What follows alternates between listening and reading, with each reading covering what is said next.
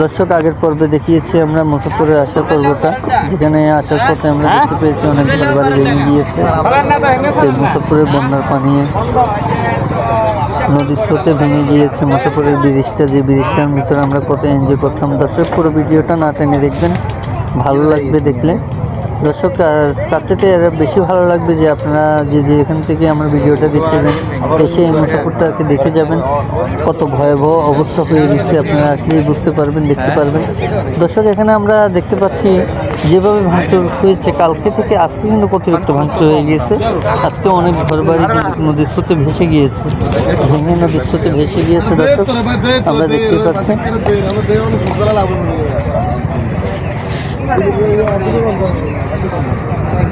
দর্শক আজকে ভিডিওটা মূলত করার উদ্দেশ্য হচ্ছে দর্শক নদীর পানিতে পথের থেকে পুকুর থেকে যে মাছগুলো ভেসে নদীর পানিতে চলে আসছে, সেই মাছগুলো দূরে দূরে অনেক গ্রাহকদের কাছে বিক্রি করা হচ্ছে। অনেক জেলে ভাইয়েরা আছে যারা নদীর মাঝখান থেকে ট্রলার দিয়ে নৌকা দিয়ে মাছ ধরে ধরে নিয়ে আসে সেই উদ্দেশ্য নিয়ে।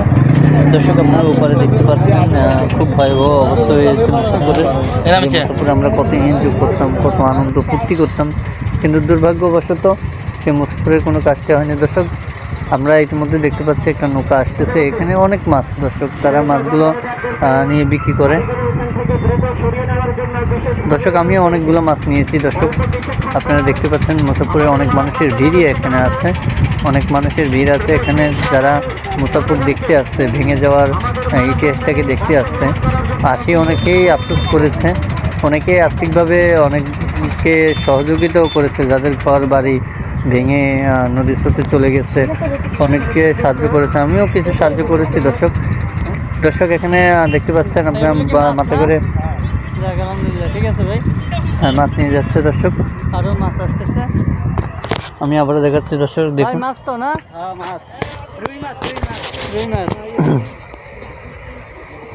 দর্শক এগুলো সবগুলো মাছ। হ্যাঁ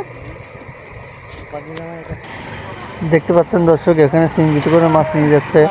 আমরা আরো সামনে যাব, অনেক মাছ আমি আপনাদেরকে দেখাবো। দর্শক এখানে একটা ভাই মাছ নিয়ে বসে রয়েছে, আমি ওনার সাথে কিছু কথা বলবো। ভাইয়া মাছ কি বেশি পাননি আপনি ভাইজান? ও আচ্ছা আচ্ছা। দর্শক আমরা এখন রিস্কা একটাতে দেখতে পাচ্ছি মাছ কিরকম পাওয়া যায়।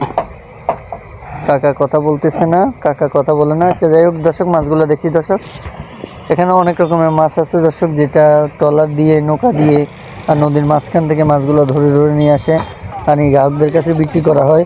অনেক মাছ আছে দর্শক, অনেক পুকুর থেকে নদী থেকে পুকুর থেকে প্রজেক্ট থেকে অনেক মাছ ভেসে ভেসে আসছে। দর্শক একদম অল্প টাকায় একটি ক্যারেটের ভিতরে 1200, 1000, 1500, 2000 এরকম করে বিক্রি করা হচ্ছে। দর্শক এক এক ক্যারেটের ভিতরে 20 কেজি, 22 কেজি, 25 কেজি, 30 কেজি পর্যন্ত মাছ থাকে। তো দর্শক আপনারা দেখতে পাচ্ছেন এখানেও অনেক রকমের মাছে পাওয়া যায়। আপনারা আসবেন, আসি মাছ নিয়ে যাবেন। অবশ্যই এখানে দেখা যাচ্ছে পাঙাশ মাছ। দর্শক আপনারা দেখতে পাচ্ছেন অনেক কিছুই আছে এখানে।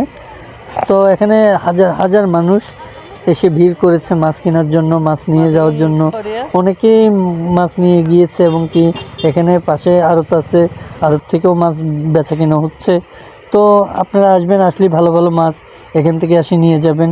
এখানে অনেক ভাই আছে জাল দিয়েও মাছ ধরার চেষ্টা করতেছে।